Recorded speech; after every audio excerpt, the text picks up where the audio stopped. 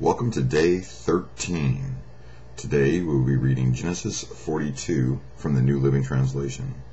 Today's passage is called Getbacks. And the key thought for the day is trying to look good while you feel terrible is futile. I'll begin reading. When Jacob heard that grain was available in Egypt, he said to his sons, "Why are you standing around looking at one another? I have heard there is grain in Egypt. Go down there and buy enough grain to keep us alive. Otherwise we'll die." So Joseph's 10 older brothers went down to Egypt to buy grain. But Jacob wouldn't let Joseph's younger brother Benjamin go with them, for fear some harm might come to him. So Jacob's sons arrived in Egypt along with the others to buy food, for the famine was in Canaan as well. Since Joseph was governor of all Egypt and in charge of selling grain to all the people, it was to him that his brothers came. When they arrived, they bowed before him and with their faces to the ground.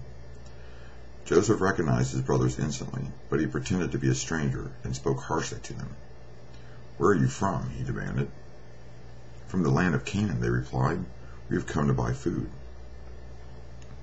Although Joseph recognized his brothers, they didn't recognize him, and he remembered the dreams he had had about them many years before. He said to them, "You are spies. You have come to see how vulnerable our land has become." "No, my lord," they exclaimed. "Your servants have simply come to buy food. We are all brothers, members of the same family. We are honest men, sir. We're not spies." "Yes, you are," Joseph insisted. "You've come here to see how vulnerable our land has become." "Sir," they said, "there are actually 12 of us. We, your servants, are all brothers, sons of a man living in the land of Canaan.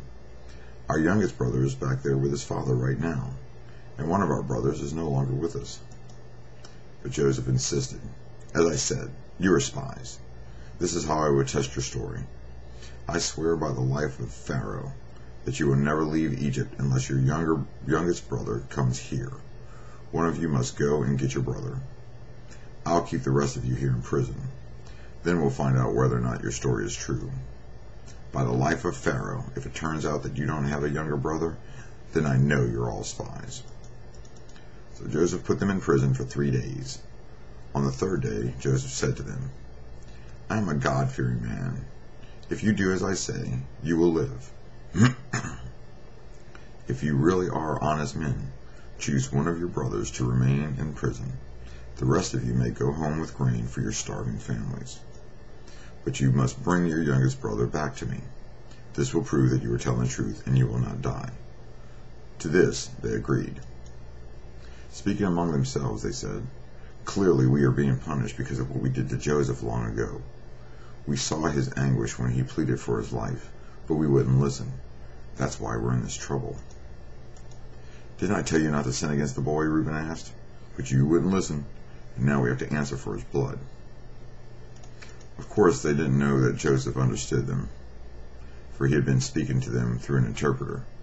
Now he turned away from them and began to weep.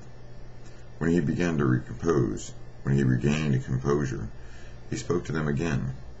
Then he chose Simeon from among them and had him tied up right before their eyes.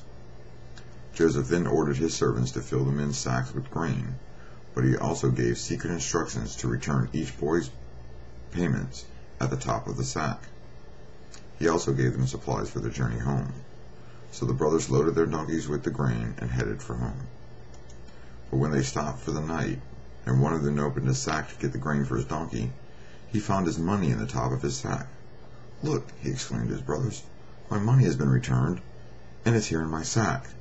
Then their hearts sank. Trembling, they said to each other, "What has God done to us?"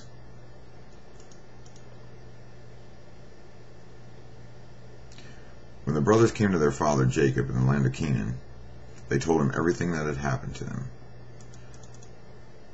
"The man who is governor of the land spoke very harshly to us," they told him.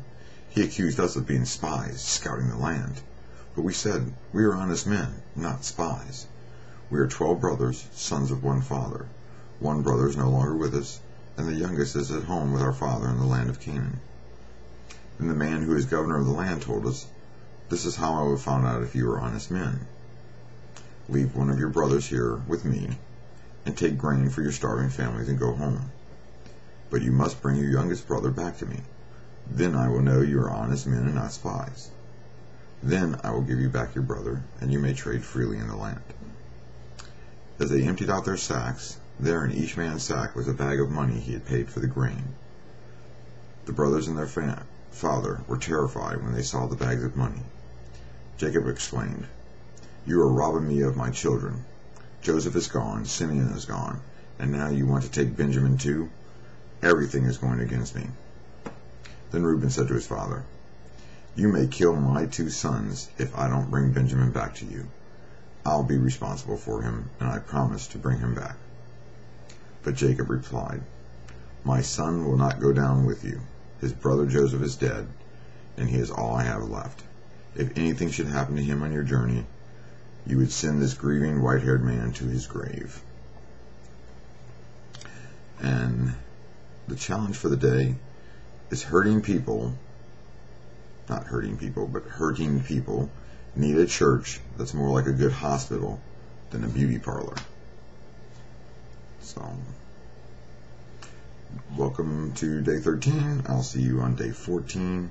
Have a blessed day. And goodbye.